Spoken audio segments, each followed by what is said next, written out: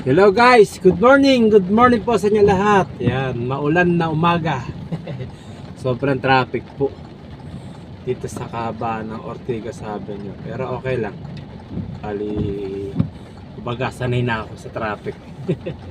Okay, good morning po. Bali, bumiyaya po ulit sa may Transportify at naka-accept po ako ng booking ngayong umaga. Okay, time check 11:33 po na umaga. Bali ang booking po na nakuha ko, business booking. Kumbaga may negosyo, may company, ganun.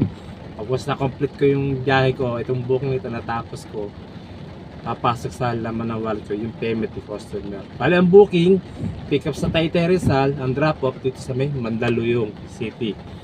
Yan, bali meron pa tayong 80 minutes remaining time bago tayo makarating sa drop off kay customer. At ang lahat mga kaibigan, 2.3 kilometer. At ito po yung ito po yung nakuha kong item o yung i-deliver ko kay customer. Ito po yan po, nakatawan ninyo. Yan, nakatawan ninyo. Ito po yung bulaklak po. Yan ganda po. Yan po yung na-pick up ko. Napakaganda. Homemade yan. Yun po business po ni customer. Siya daw gumawa nun. So, ang booking, Taytay Rizal to drop off sa Mandaluyong City.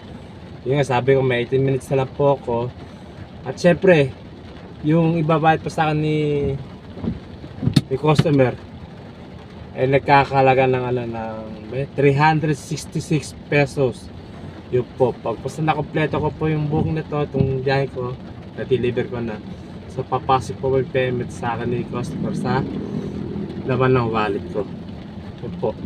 Bali ito yung first booking ko ngayong araw na ito mga kaibigan, mga kasama. Kahit naulan, kahit ngayong araw na ito, bali alam ko ngayon, yung coding po ako ngayong araw na ito, pero naisip ako pa rin bumiyahe. Sayang at saka isa pa, kailangan kong pera. Kailangan kumita para masaya, para may pera ako. Bakit? Kasi may window hour naman tinatawag lamig. Daw lang kasi. Naka-aircon tayo. Pagka drop off po mamaya, kung siswerte, kukuha pa ako ng isa pang biyahe. Kasi galasing ko lang window hour po ngayon baka mahuli tayo.